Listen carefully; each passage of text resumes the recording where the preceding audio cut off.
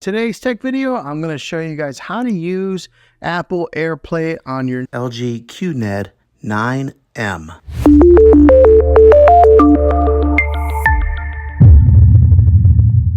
So right here, this is the home dashboard. It may look like this for some of you guys. If you have an older OLED TV model, this probably looks like a familiar screen also. But what we're going to do is there's two different ways that you can access AirPlay on here. You can do it from this screen right here, clicking it right there, or you can click the home button on your remote control of your Magic Remote. So when you click the home button and you get to this screen here, you'll see this middle horizontal row of icons here on the home dashboard. But what you'll do is you'll just click simply on AirPlay.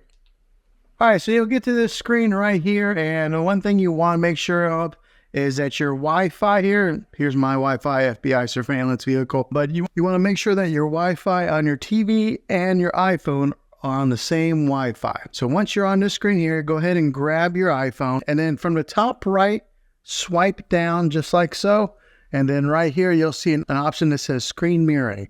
You click on that, and it'll bring up all the options of where you can screen mirror your iPhone. So mine is right here on the very top. There, the LG, tap on that. Then a passcode will come up, and just type in the passcode that's on your TV here on your iPhone.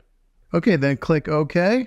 You'll see this wheel start to spin, and then voila, your iPhone is mirroring on your phone. Now, the great thing about it is if you do, when you go to like YouTube, which I will right now. Okay, so once you pull up a YouTube video on your phone, you'll see that it is on the TV, and since I'm holding it in landscape mode like this, it's in landscape mode on the TV. So hopefully this video was helpful. If it was, go ahead and throw a thumbs up on it. Go ahead and subscribe to my channel. I make tech videos all the time, and I'd love to have you back in the next one.